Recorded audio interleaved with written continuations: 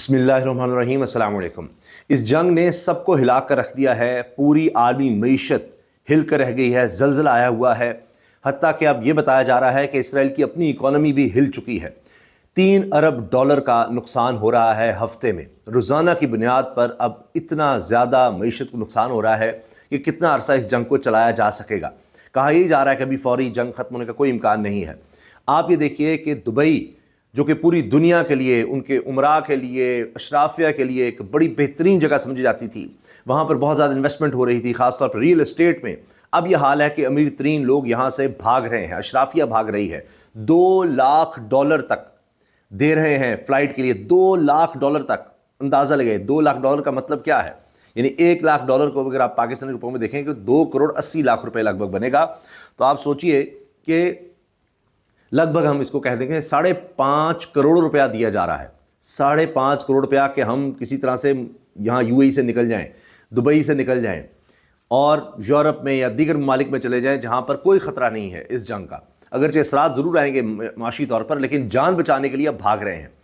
اس کے علاوہ یہ بھی کہا جا رہا ہے کہ امریکہ نے خود کہہ دیا ہے، مختلف ایمبیسیز کو نشانہ بنتا دیکھنے کے بعد، کہ ضروری سٹاف صرف رہے، حتیٰ کہ پاکستان تک میں کہا گیا ہے کہ جی کراچی، لاہور، اسلام آباد صرف جو ضروری ہیں وہ رہ جائیں، باقی چھوڑ دیں۔ یہ تو پاکستان جیسے ملک کے لیے کہا جا رہا ہے۔ باقی عرب ممالک، خطے کے ممالک جہاں پر ایران حملہ کر رہا ہے، وہاں سے تو کہہ دیا گیا ہے ایمبیسیز بند کرو اور یہاں سے نکلو۔ کچھ ایمبیسیز میں تو حملہ بھی ہوا ہے، جس میں سعودی عرب میں ریاض میں کہا جا رہا ہے، پھر UAE میں، تو باقی ایمبیسیز کو کہا جا رہا ہے کہ بند کریں اور یہاں سے نکلیں۔ پھر امریکی بڑی تعداد میں علاقہ چھوڑ کر جا رہے ہیں۔ یہ تو ایمبیسی سٹاف کے علاوہ امریکنز کو کہا جا رہا ہے کہ نکل آؤ یہاں سے، چھوڑ دو علاقہ، اور وہ یہاں سے جا رہے ہیں۔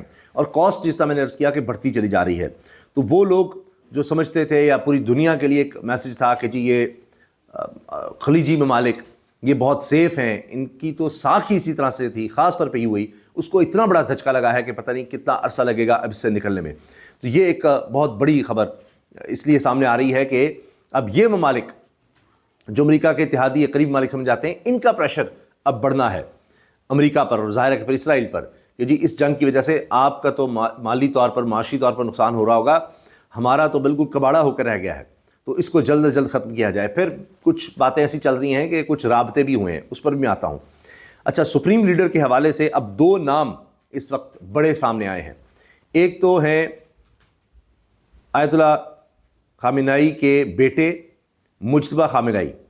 یہ کہا جا رہا ہے کہ اس وقت سب سے زیادہ اہم ترین شخصیت ہیں بطور سپریم لیڈر کے لیے، امیدوار کے لیے، اور 56 سال ان کی عمر بتائی جا رہی ہے۔ اس کے علاوہ یہ بھی بتایا جا رہا ہے کہ خمینی کے، امام خمینی جب یہ سارا ریولوشن آیا تھا، ان کے پوتے ہیں، ان کا بھی نام لیا جا رہا ہے۔ اور اس میں جو شورا کہہ لیں آپ، یہ اسمبلی آف ایکسپرٹس جس کو کہا جاتا ہے، اس نے سلیکٹ کرنا ہے، اور اب وہاں پر یہ بات ہو رہی ہے۔ تو دیگر بھی نام ہیں، اور 6 نام ضرور ہیں، لیکن اب 2 نئے نام ہیں۔ ان میں مین نام حسن خمینی ہے، grandson of first supreme leader امام خمینی، تو ان کا بھی نام لیا جا رہا ہے۔ تو یہ 2 مین نام آئے ہیں۔ ابھی جو خامنائی صاحب جن کو شہید کیا گیا، ان کے بیٹے کا نام، اور اس کے علاوہ امام خمینی کے پوتے کا نام آ رہا ہے۔ لیکن ابھی تک یہی کہا جا رہا ہے کہ خامنائی کے بیٹے یہ بہت سی چیزیں دیکھ بھی رہے تھے، کیونکہ خامنائی صاحب بہت ضعیف ہو چکے تھے اور طبیعت بھی ان کی کچھ اتنی ٹھیک نہیں رہتی تھی، تو بہت سی چیزوں میں ان کو ایڈوائز بھی کرتے تھے۔ یہ باتیں بھی ہو رہی ہیں۔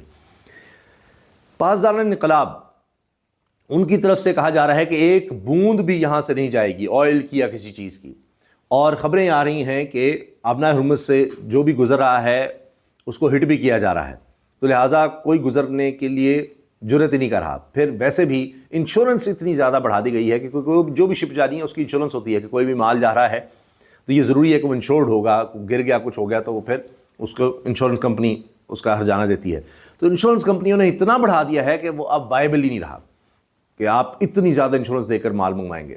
دوسری بات یہ ہے کہ ٹرمپ نے، امریکی صدر نے کہا تو تھا کہ ہم یہاں پر پھر شپس بھیج دیں گے تاکہ ان کو سیف کر کے یہاں سے لایا جا سکے، لیکن ایسا ہو نہیں پایا۔ کوئی امریکن شپ نہیں آ رہی کہ یہاں سے جو یہ پٹی ہے سمندر کی، بڑی چھوٹی سی پٹی ہے، تو جہاں پر ایران کا اثر و رسوخ ہے، اس کو انہوں نے بالکل بند کر دیا۔ یہاں سے دنیا کی 30% تجارت ہوتی تھی، خاص طور پہ توانائی کی، تو وہ انہوں نے بند کر دی ہے۔ اور پھر یہ کہا ہے کہ 1 بوند تیل یہاں سے نہیں جانے دیں گے۔ امریکی وزیر توانائی کرس رائٹ نے کہا کہ امریکی بحریہ جلد ہی اپنا ہرمز میں تجارتی جہازوں کو تحفظ فراہم کرے گی، جبکہ دوسری طرف جہازوں کو تحفظ دینے کے ٹرمپ کے بیان پر ایرانی پاسداران نے چیلنج کر دیا ہے۔ ایرانی پاسداران نے کہا کہ ٹرمپ ابھی تک ہرمز کھولنے کے لیے جہاز نہ بھیج سکے، ہرمز ایک بوند تیل نہیں جانے دیں گے۔ ابھی سمندر میں میزائل اور ڈرون کے علاوہ کچھ بڑا ظاہر ہی نہیں کیا۔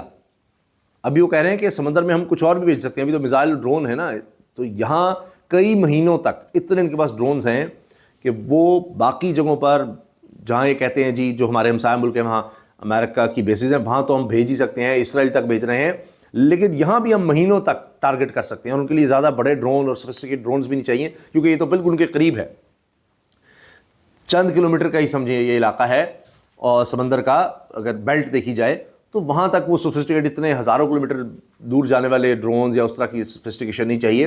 تو اور چھوٹے ڈرونز وہ تو آپ نے مالدار ہے، کوئی اس طرح کا تو ہے نہیں، مال بردار ہے، کوئی ڈیفنس پرپز کے لیے یا اسلحے والا تو ہے نہیں جہاز کہ اس کا کوئی ڈیفینسو اس طرح کا میکنزم ہوگا۔ چھوٹا سا بھی ڈرون جا کر ہٹ کرے گا اگر تو اس سے نقصان ہو جائے گا، کوئی خوفزدہ ہو کر آگے بڑھے گا نہیں، مال کا مسئلہ آ جائے گا، اور پھر آئل کے ٹینکرز ہوں اور زیادہ ان میں خطرہ ہے کہ ذرا سا کچھ ایسا ہو گیا تو آگ اس لگ سکتی ہے۔ تو بہرحال اب یہ دعویٰ کیا جا رہا ہے پاسداران انقلاب کی طرف سے کہ کوئی ابھی تک آیا ہی نہیں ہے بچانے ان کو۔ ادھر کویتی بندرگاہ کے قریب دھماکے سے کارگو ٹینکر سے تیل سمندر میں رسنے کی اطلاعات موصول ہوئی ہیں، اور بتایا جا رہا ہے کہ اس دھماکے میں عملہ البتہ محفوظ رہا۔ تو اب آپ یہ دیکھ لیجئے کہ ہر طرف سے اس طرح کی خبریں آ رہی ہیں۔ پھر ٹائم میگزین لکھ رہا ہے from Washington to Ukraine to Taiwan there is growing concern that Iran is draining U S supplies of weapons relied on by U S allies. کہ ہر طرف اب یہ خطرہ ہو گیا ہے کہ امریکی اسلحہ کم ہوتا چلا جا رہا ہے ممالک کے پاس جو امریکی اسلحے پر ڈیپینڈ کرتے تھے، یہ اب بات بڑھتی چلی جا رہی ہے۔ خود امریکی عہدیدار یا امریکی پارلیمنٹ کے لوگ، ان میں برنی سینڈرز ہیں، وہ کیا کہہ رہے ہیں؟ We just gave Pentagon nearly $1 trillion. Then Trump asked for $500 billion more. Now he wants even more money for a war he started in Iran without congressional approval. The answer is no. We need to invest in American people, not more endless wars. وہ کہہ رہے ہیں جی $500 مزید دینے کو تیار نہیں ہے، یہ بات ہو رہی ہے۔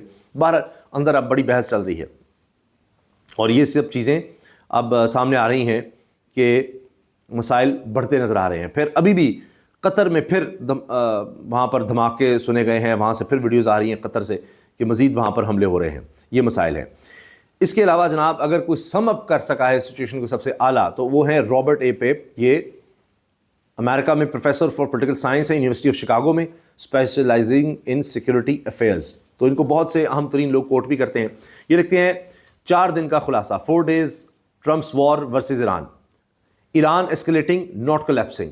ایران حملے بڑھا رہا ہے، پھیلا رہا ہے، اور ان کی کوئی رجیم کولیپس نہیں کر رہی، ختم نہیں وہ ہو رہے۔ مڈل ایسٹ ان کیوس، پورا مڈل ایسٹ، سارے خلیج میں اس وقت ایک کیوس ہے، افراتفری ہے، ہنگامہ ہے، بربادی ہے۔ امریکنز فلی ان ماس، امریکی سارے کے سارے علاقہ چھوڑ کر جا رہے ہیں، ان ماس، سارے ہی، پورے سب بڑی تعداد میں۔ 3 US ایمبیسیز ہٹ، 3 امریکی ایمبیسیز کو نشانہ بنایا جا چکا ہے۔ Gulf states strike, unrest rising, Gulf states پر حملے ہوئے ہیں، دھماکے ہوئے ہیں، اور تباہی پھیل چکی ہے، انریسٹ بہت زیادہ، death toll in the region, 1000 سے زیادہ لوگ اس میں ہلاک ہو چکے ہیں، جاں بحق ہو چکے ہیں۔ Epic Fury's normal failure of air power alone to topple regimes. اچھا، عام طور پر جتنا بھی آپ حملہ کر لیں، ایئر پاور کا استعمال کر لیں، کہیں کہ جی پوری طرح سے ہم فضاؤں میں چھا چکے ہیں، تو اس کے ذریعے آپ رجیم چینج نہیں کرتے۔ لوگ تائیوان کی مثال دے رہے ہیں کہ جی 8 سال آپ کو لگ گئے تھے، نہ آپ وہاں پر کنٹرول حاصل کر سکے، ایئر پاور آپ کے پاس تھی، کہیں تائیوان میں نہیں تھا کہ وہ ایئر میں آپ کا کوئی مقابلہ کر سکتا ہے۔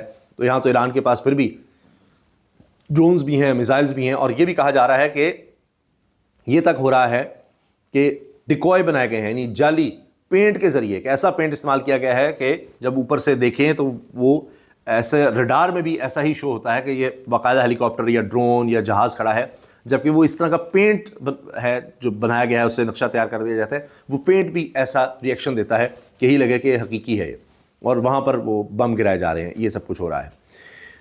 اس کے علاوہ جی اب کہا یہ جا رہا ہے کہ ابھی مزید بحران پیدا ہو سکتا ہے، اور جتنا یہ عرصہ جنگ چلے گی بحران اتنا شدید ہوگا۔ باقی ایران میں رہنے والے جتنے بھی ایکسپرٹس یا ان کے صحافی ہیں وہ کہہ رہے ہیں کہ اتنے عرصے میں، دہائیوں میں ایران خود کفیل ہو چکا ہے ایک لحاظ سے کہ 90-95% اپنی خوراک کا انتظام خود کر لیتے ہیں، ادویات کا، اور جو بنیادی اسلحہ جو ان کو چاہیے ڈرونز کی صورت میں یا میزائلز کی صورت میں، وہ بھی خود تیار کر رہے ہیں۔ 30-40 سال سے وہ لانچرز تیار کر رہے ہیں کہ جتنے بھی ان کے راکٹ لانچر آپ تباہ کریں گے وہ پھر اور وہ تیار کر لیں گے میزائل لانچرز۔ مزید ان کے پاس ویسے بھی کھیپ بہت زیادہ پڑی ہوئی ہے جو انہوں نے کہیں زمین کے نیچے کئی میٹر نیچے جا کر وہ سرنگوں کی شکل میں اور انڈر گراؤنڈ رکھا ہوا ہے، جہاں تک رسائی ہونا بہت مشکل ہے۔ تو لہٰذا جتنی یہ جنگ لمبی ہوگی اتنا معاشی تباہی آئے گی علاقے میں بھی، اور اتنا پریشر اسرائیل اور امریکہ پر بڑھے گا۔ اور ابھی تک جو اصل کہانی یہ ہے کہ ایران اگر یہ آبنہ ہرمز کو اور زیادہ جتنا عرصہ تک بند رکھے گا، ورلڈ اکانومی کو اتنا دھچکا لگتا چلا جائے گا۔ تو ایران نے یہ اسٹریٹجی اپنائی ہوئی ہے کہ ہم اس جنگ کے اثرات کو اتنا زیادہ پھیلا دیں، اس کی کاسٹ کو اتنا زیادہ بڑھا دیں کہ امریکہ اسرائیل کو پھر پیچھے ہٹنا پڑے۔ اللہ حافظ۔